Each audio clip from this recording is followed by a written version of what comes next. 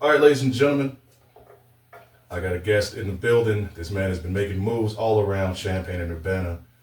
He's been doing a lot of stuff in clubs. He was making his own, excuse me, his own events at all these different venues. You see him at Canopy Club, at Gallery Art Bar, and so many other places. You might know him as DJ Rollie. Ladies and gentlemen, give it up for Denzel McCauley. How you going, my friend? Doing good, man. I'm glad I could be here. Appreciate the invite. Yeah, no problem, man. So let the people know something about you. Yeah, no, so I'm a kid from Carbondale. Well, not really a kid, I'm almost 30. But yeah, like Frostbite was saying, I am a DJ, really a promoter turned DJ, still doing both on the side. And came out here for school 2015, went to University of Illinois studying civil engineering. So I've had a little bit of a interesting journey. It's been a winding path, but it's been great. Met a lot of people along the way and did some really lit events and had some pretty dope DJ sets along the way too. For sure, for sure. Yeah, you've gone from when I met you. You say you were like the digital promoter for Canopy Club, making like flyers and stuff for that. Then you told me you promoted your own events, like parties and stuff before that. Then you got into DJing. What was the reason for that? Yeah, no, it's actually very interesting. So it really just kind of, I guess, starts back in my childhood. It sounds like those things you hear about in the movies, but I've always been relatively introverted, but my mom made sure that I did extroverted things. I understood the value of network, speaking with people, connecting with others, and then that just kind of carried on as I got older, got to college.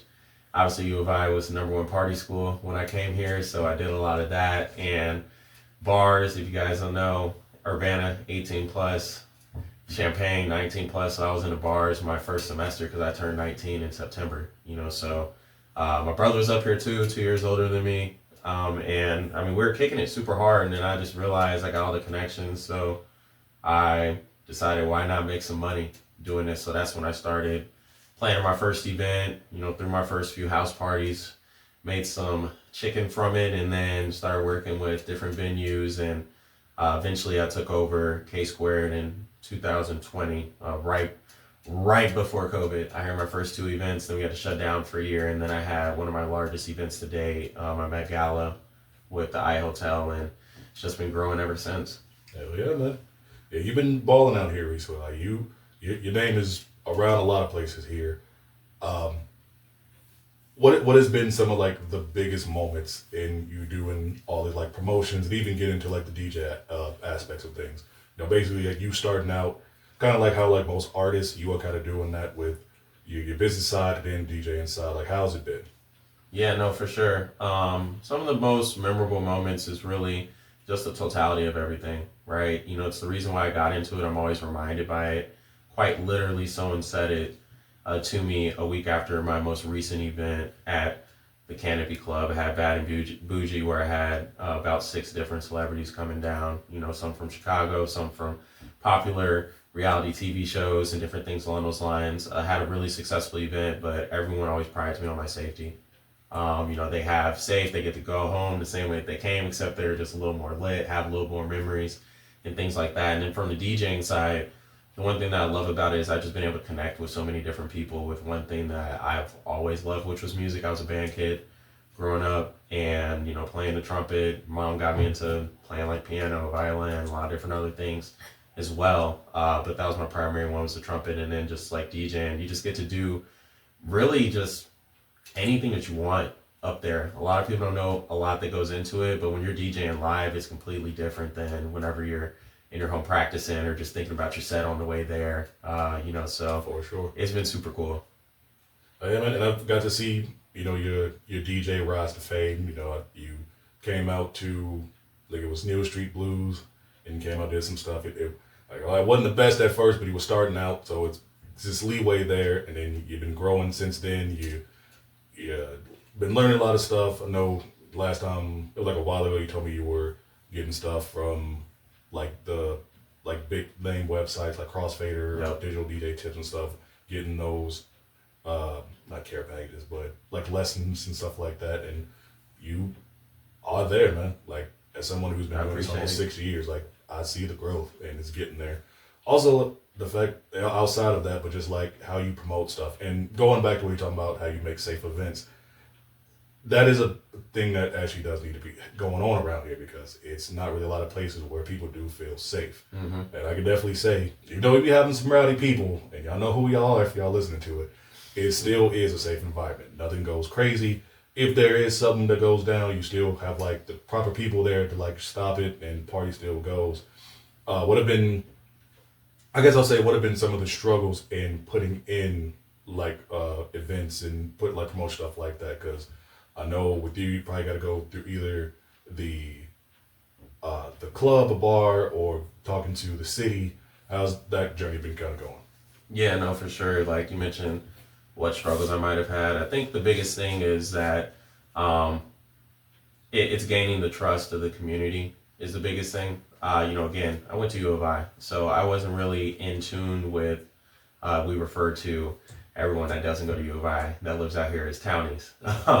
And I've been here for almost 10 years. My 10-year high school reunion is actually coming up this summer, and I'm essentially turning into a townie at this point. It's a little joke that we all like to make, but at the end of the day, we're all people. We all are allowed to and should be able to have fun, be able to take a break from reality just a little bit. We work hard. You should be able to play hard as well. So just the biggest struggle is making sure that I'm able to keep up with what the community asks of me and needs from other promoters like myself. Just being able to continuously build those events. But also the biggest thing too is a lot of businesses have been struggling since COVID. And we have, and when I say we, I mean promoters, like we also do play a big part in helping generating a lot of revenue in one night for these different venues and also for ourselves. We try to make a living out of doing it, but just balancing that where it's like, you aren't just simply coming in to affect the business on a night, but you're able to actually formulate a partnership where, we have things on a monthly basis with certain venues and clubs, or we're doing really big things like we can put 800 people in Canopy Club on a single night and make a lot of money, and people make a lot of memories, and we can do it over and over again with making sure that we stay within the boundaries of why we initially are trying to do everything. But it's always been rewarding. I'm really looking forward to what this summer is going to bring. Today's the first day of spring, so I'm super happy, even though it's like we almost had a tornado through here twice. Yeah, tornado, hail, snow, all those things, right? It was like, yesterday it was nice, and then today it's freezing, and then tomorrow it's supposed to be like middle ground, and then going back up. That's Illinois for you, man. Oh yeah, it's better than being in Kansas. I can say that for sure. On my side of it. Has there been a point in you like promoting and stuff where you feel like you like hit a wall, or you didn't really know like how to go about it? That you've risen up. I know before we got on the air, you talked about you listen to a lot of motivational stuff, but was there some point in time where you were just like, should I keep doing this, or you didn't know what the next thing you want to do? Yeah, no, for sure. Just to kind of touch on that, I think back to, I mentioned one of my largest events today was my Met Gala. It's it's still my baby. I have only done it twice, but it's one of the only events I've done from the ground up. And when I say ground up, I mean I worked with the iHotel and basically got a blank space as a canvas, and I got to paint it however I wanted to. Figuring out where the stage was, bringing in my own DJ, bringing in my own sound, bringing in my own security, bringing in my own utilizing their catering and building catering out, planning the themes, getting paparazzi, getting the backdrop, setting everything up, red carpet, ticketing, whatever it may be, and just ironing everything out to the point where it's quite literally you're banking on yourself and just yourself for an event like that. We were able to put almost 800 students there. That was 2021 of homecoming, and we were able to follow it up that following year. About 500, almost 600 students. So when I was trying to do it this past year, actually, it wasn't this last year, it was the year before that. I was trying to go really big. Like I was like, I want to put like 1,500 students in the student union, doing something and get it acclimated to campus where it can, because one of the biggest things is like I mentioned, I'm from Carbondale, and it's a melting pot down there, like we were talking about before, where I don't have any issue with dealing with someone who's Asian, African American, Caucasian, or anything along those lines. Well, no matter your walk of life, we can find something in common, like especially people that are college age. Yeah. You know what I'm saying? Like we're all going to, we're all going to school, we're all trying to get our degree, we're all trying to, make our families, happy and build our future. So why can't we have fun together too? Even if we listen to different music or have different tastes or wherever it may be. So with that, it was just, again, basically going with a blanket venue, but it's like taking it up a notch, trying to get like artists and different talent to come down from Chicago and just coordinate everything. And I was trying to do it all alone. This is where I learned that the biggest struggle that a lot of promoters go through is the fact that you do need a team. You can only run so far by yourself before you run out of gas, and that's kind of where I kind of hit. Started getting really, really sick, actually, to the point where I was about to go to the hospital, and I had to actually cancel the event. And I haven't revisited since, but it's something that's always like in the back of my mind to kind of rebuild and reboot on. And that's just the biggest thing I always advise people. You can be really passionate about stuff, but your health is your wealth, and it's the only way that you can kind of maintain in an industry like this where we're on air this late at night, and we do a bunch of things outside of it before and after. But you got to get your sleep, you got to eat right, got to stay hydrated, because if your body's not there, your mind's not there. If your mind's not there, your business can't be there. You know what I'm saying? For sure. You've been doing a lot of traveling. I know you've probably been DJing at different places. You have those connections because you are in a fraternity. Want to shout out your fraternity? Oh, yeah. I'm one of the newest, man. I'm part of Kappa Alpha Psi Fraternity Incorporated. Phi Nu Pi. Named it twice. Everything's nice. There you go. But yeah, even when we first met, you talked about how, you have these connections. You got that brotherhood with your fraternity, and those connections will take you a long way. Going on with that, even though this is a rock show and you're both DJs or whatever, what advice would you give to like upcoming bands and stuff like that? Who would it be like trying to find those connections, or would it be like to put yourself out there? Or, like, what would you try to give that advice? Yeah, no, for sure. I think that you really just gotta kind of hit the whole gamut. I think a lot of times people think that there's this secret recipe to success and a secret formula, especially in the music industry. I think one of the biggest things as well is that I was actually just talking with Lamont Holden. He's a professor at the university in the School of Music. We were just talking Tuesday, and we were talking about the fact that artists sometimes forget who they're making the music for. Obviously we want artists to connect with their audiences. We want you guys to be authentic. We want you guys to be able to put out something that basically people can empathize and sympathize with. But in doing so, we want to make sure that you guys are also just continuing to work on your craft as well. I think a lot of times, especially when you start getting popular, we're in the TikTok age where everyone's trying to get hot quick, and really and truly, if you're a one-hit wonder, that's all you're ever going to be. And you can have that one thing that kind of sustains you, but it's not like McDonald's only has a hamburger. You know what I'm saying? Like, they continue to develop their menu even though they're basically set. You know what I'm saying? There's hundreds of thousands of those across the world. And just with that being a testament, whenever it comes to advice, putting yourself out there, network. You're always, your network is your net worth. That's always going to be an age-old saying that reigns true regardless of what industry you're in. Continue to network.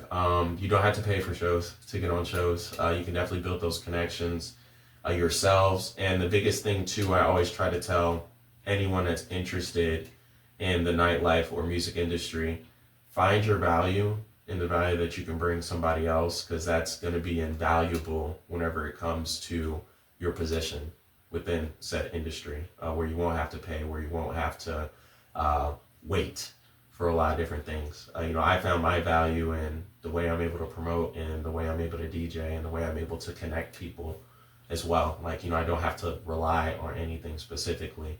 And then just keep going at it every single day. You know what I'm saying? Like, it's either one day or day one, and you can start over any day. If you hit a wall, just keep pushing through it, and build a community is the biggest thing too. Like, you don't have to go at this alone. Like I said, there's no secret formula.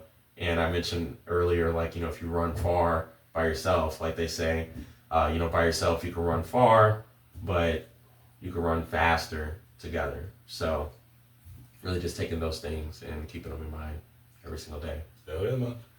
Going back to you talking about like artists and stuff, I had Braden for people who know him as where are the flamingos? Sorry, and me and him were talking about how there are a lot of artists or like musicians who kind of like lose their passion, or like you were talking about, it's a TikTok era and TikTok age where they try to copy and try to be like that cookie cutter, and I kind of feel the same way with like the DJ aspect too, to where you don't really see a lot of people who have that passion for it. It's just, COVID happened and they were just trying to find a way to get quick money.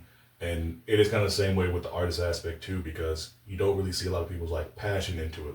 Yeah. It's more like, oh, well, I'm from this city, I should do what this style is, insert whatever. Like you're from Gardendale, I'm from Dalton, not too far from Chicago, and for some reason, for Chicago, the whole thing is the drill rap and stuff like that, which I hate, and I hate the fact that we're known for that. But you see a lot of people who try to gravitate more to that. And do you think that's just like the new style, just like, oh well, this is popular, so I need to do this, or do you think we're going to see that resurgence of like the true artist of doing stuff for a passion, and then seeing more like bigger people like get their flowers? Yeah, no, for sure. I think it's already here, to be honest. It's just where you're looking, right? It's kind of like how they talk about the media as a distraction in a certain way, and like politics and things. I'm not trying to get political whatsoever. Yeah. But, if we do, I can just read that right there. We're good. Yeah, no, for sure. Yeah, we're all good. But when it comes to drill, unfortunately, it's kind of what I said earlier, where people think there's a formula to success, that even if it doesn't resonate with me, this is something that everyone else likes, so let me do that. Like if there's someone that's only baking cakes on the block, why would I start serving salad? You know what I'm saying? It's very strange. I don't know how I came with that, but it's like, again, people just refuse to be in a niche that resonates with them, so they do lose said passion, and instead of it being a career, it's therefore a chore and a job. But really and truly, if you are taking the time to build your niche, I saw a video on Instagram, we talk about short form content, that basically showed a breakdown of following, right? So if you have 500 followers, those 500 people in one room is crazy. You know what I'm saying? I just talked about earlier, like I've had events with 800 people in the room. I have thousands of followers on my Instagram.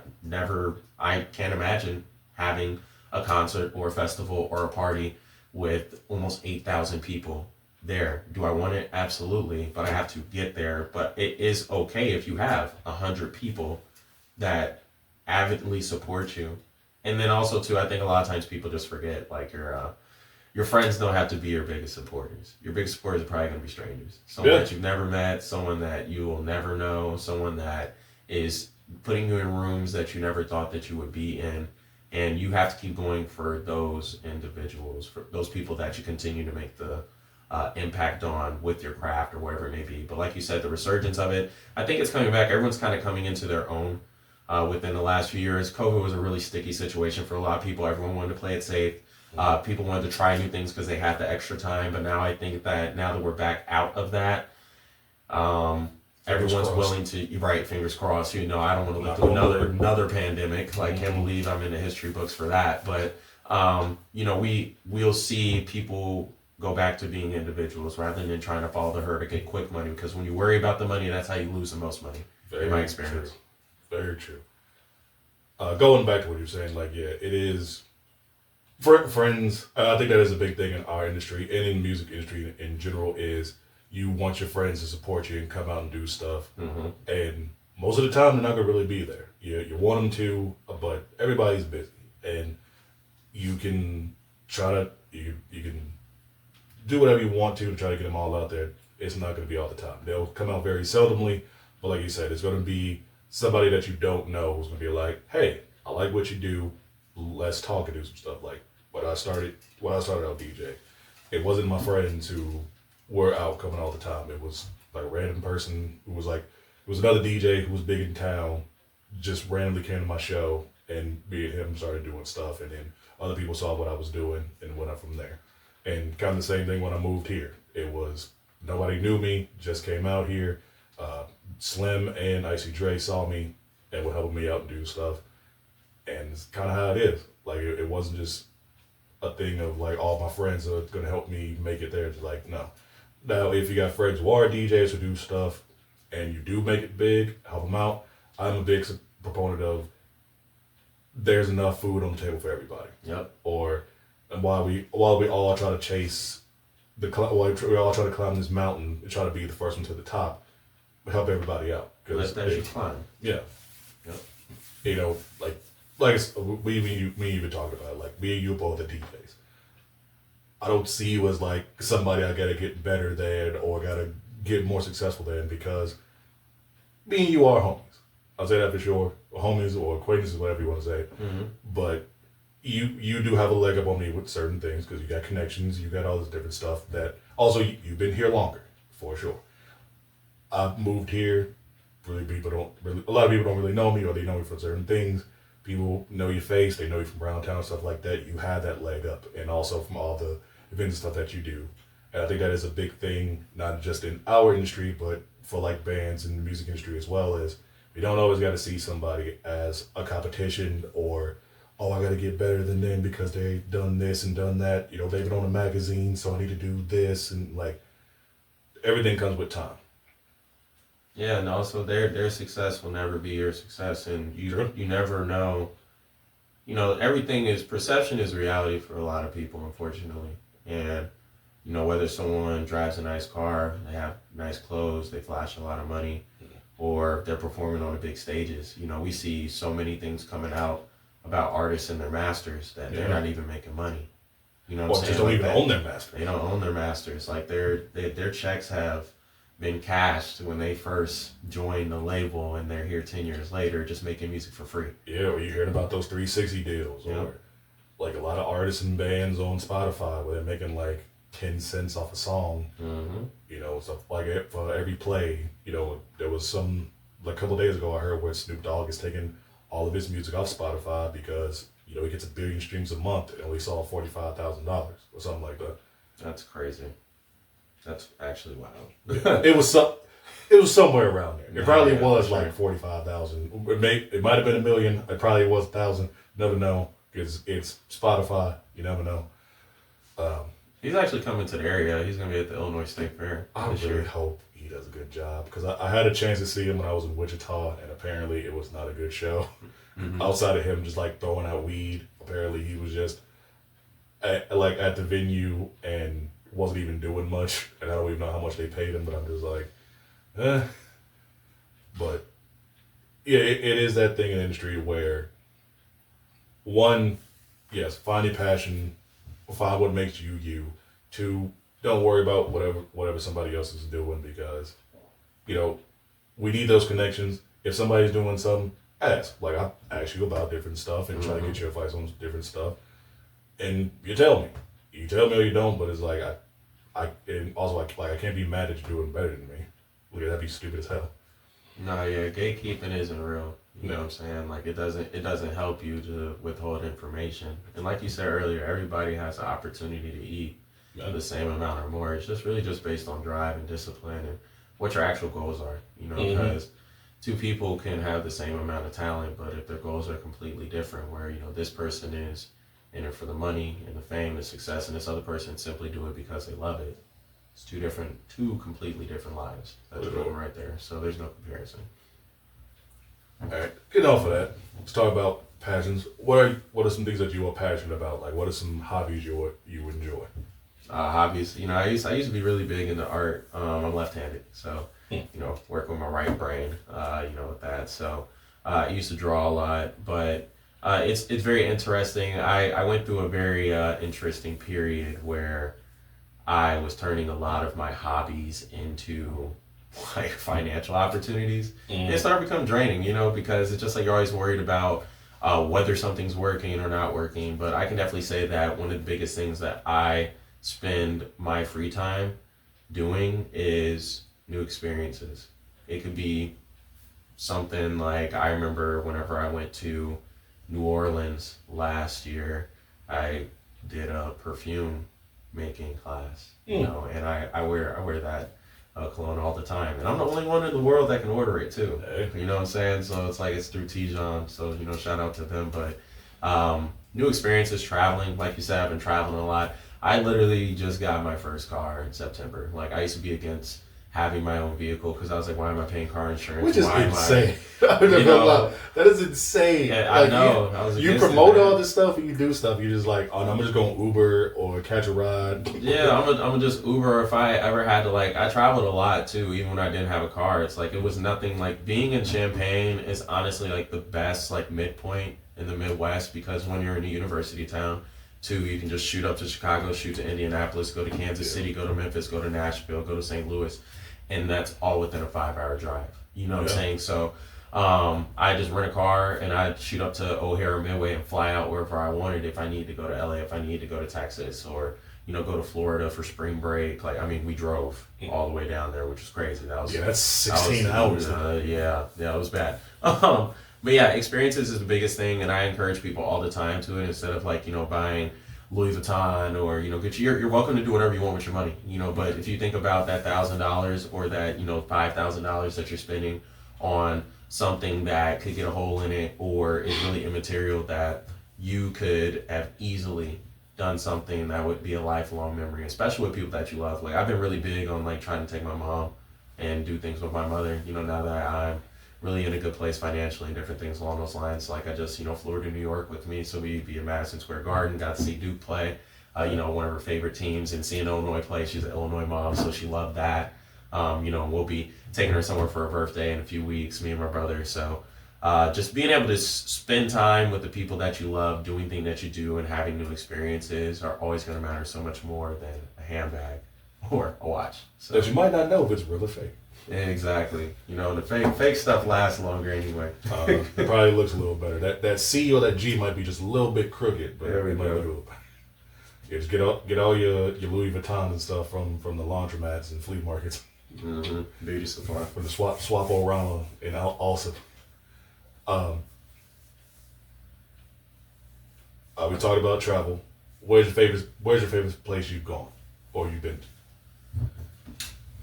I love Houston, man. Like, I've been to Houston so many times, and every time, except for this past time, I just went to Dallas for one of my fraternity brothers' birthday. He actually just shipped off to the military, and that's where he announced it to us. But, you know, I went to Dallas, but I love Houston. You know, I love the vibe. Obviously, I get to see a lot of people that look like me, doing a lot of fun things. You know what I'm saying? Like, they say that Dallas is a little more, quote unquote, uppity, you know, where the young professionals are at, where, you know, you can kind of get a little bit more in the streets when you're in Houston. Turkey Leg, I was out there. I know that they kind of closed and had some stuff going on there, but that was one of my favorite places to eat. Yeah, I just love the vibe. Like, you know, it's not, It's not Austin. Yeah, it's not Austin. It's not like, you know, the issue I be having with Chicago is I feel like all the buildings are just too close and the blocks are really too long.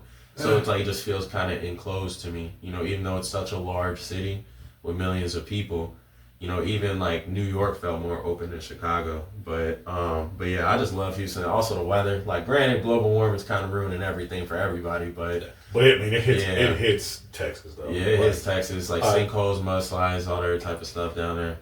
Yeah, like, I used to live, I lived in Kansas for 5 years, so I wasn't too far from Texas. Like, it was about 2-3 hour drive. And yeah, like, summertime, I feel bad for them because I know it's going to be like 100 and like in 110s, maybe hitting 120s. And it's humid, and it'll be humid. It's not that dry heat like Arizona, but I love the humidity. Like, I like when it's hot. Like, you know, being down in New Orleans, I wouldn't have a problem with that besides like mosquitoes or something. Yeah, those mosquitoes will get you. Like, I've been down south to like Mississippi and a little bit into Memphis and stuff too, and them bugs, those are a different experience than up here. Like, them things be huge.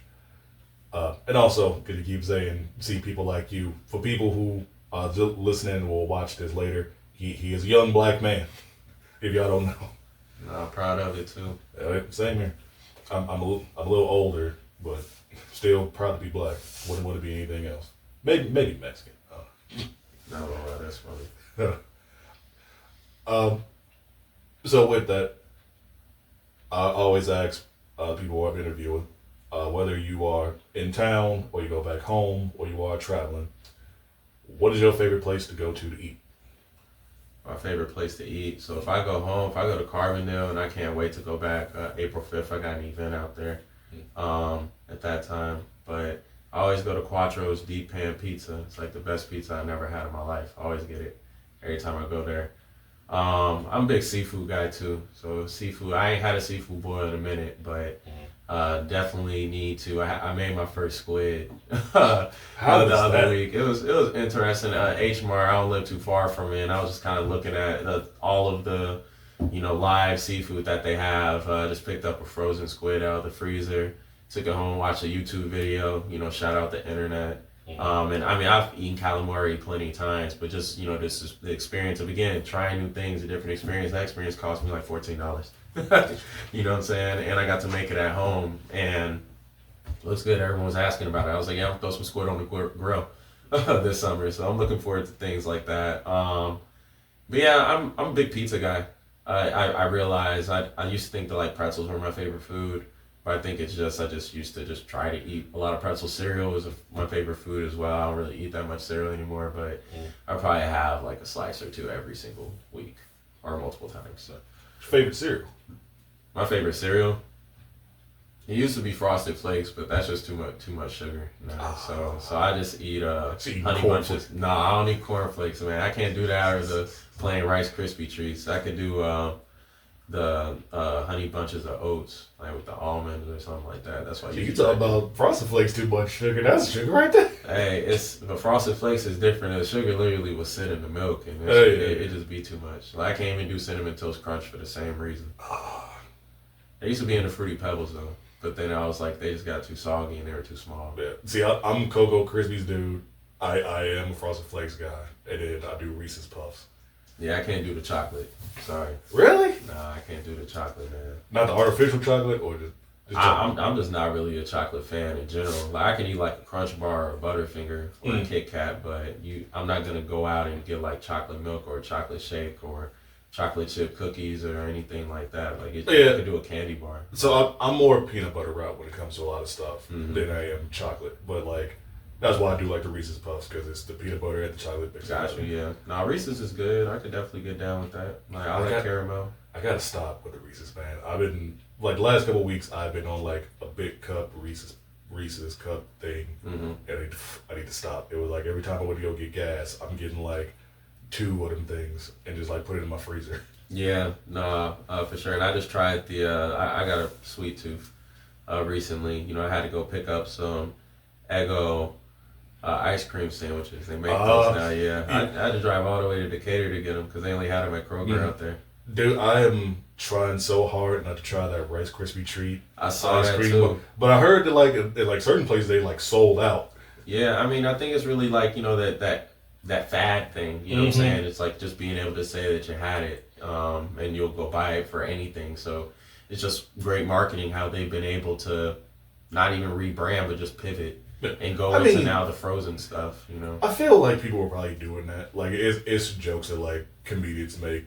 Things like Bill Burr was like, yeah, like some fat dude probably made this, and then like some marketing manager probably like knows about it and it was like, we should do this instead. Yeah, I mean they're kind of already doing it because remember they used to do the cereal bars. Yeah. With all of the cereals, you don't see that anymore. It's like it seems that it's kind of like fashion, like everything goes through its cycle. Like those will eventually come back and be a thing. You know what I'm saying? But for now, it's like everyone's pivoting to the frozen section with ice cream. And they did it at the perfect time because summer's right around the corner too. So they should have put more than 3 in the box though. And again, that's why they get you to buy multiple boxes at that point, because you know that you're going to usually have a household that's going to eat more than 3 of those. You're not going to have it like this like, super savory thing that you must cherish before you eat. It's like you're going to want to eat it when you get a moment or you kind of have a sweet tooth. Hey, somebody gonna just rip open that box and just like Tasmanian devil them things. Right. No, my mom knows I was bad for it. I used to take the ice cream sandwiches out the box and I just turn the box backwards if it was empty instead of throwing it away. I was that kid too. Yeah. Like taking more than I was supposed to. I was like that with Pop-Tarts. Yeah. Oh yeah, like the wild berry one. I'm strawberry dude. It's basic. It's all good though. Hey, basic don't mean it ain't good though. Gotta have your old faithful. Mm-hmm. All right, man. It's been good talking to you. I want to keep you here too late because I know you got a bedtime and a schedule and all that stuff. Oh no, for sure, man. You know, I be up at the crack of dawn every day though, or at least I try to. You know, I work from home, so I kind of get a little bit of flux with those things, and I got a DJ tomorrow, so definitely gotta. Hell yeah. Oh, you DJ? Tell the people where you're gonna be DJing at. Oh yeah, so if you want to catch me live, I'll be at Gallery Art Bar tomorrow, 9 to 2 for R&B Fridays. We do it every single month on the third Friday, so I'll be there the following month in April. And then, you know, if you want to see me on the promotional side, we have a concert at the Canopy Club April 26th with Jay Holiday and Star Bands. Make sure to check us out. All right, man. Tell people where they can find you. You can find me on all streaming platforms. No, I'm joking. No, but you can't be going into music too. Nah, I could never, bro. I just couldn't take it serious. Maybe I'll write a haiku or two and try to go viral. But no, you can find me on Instagram at Dupree, DUPREE_MC. You can find me on Facebook, Denzel McCauley. I can't really have any more friends, but you feel free to follow me. I can follow you back. And obviously, if you want to follow me for all of my events, that's K2X, and that's on all platforms. Yeah, man, it was good to have you. Good seeing you. We don't get to really see each other and hang out like we do, but hopefully we can start doing that more. But it was really good having you on my show because, hey, you are one of those guys who a lot of people get advice from. No, for sure, man. I appreciate you for inviting me once again. I know we used to be neighbors. You know, I'm just a phone call away. You know how it goes. Nah, we gotta definitely hit the court when it starts getting warm out and do some 1v1s or get some people to come out and just run a game of 21. No, for sure, man. Just hit the line. Yeah. All right, man. Good to have you. All right, let's get back into the show.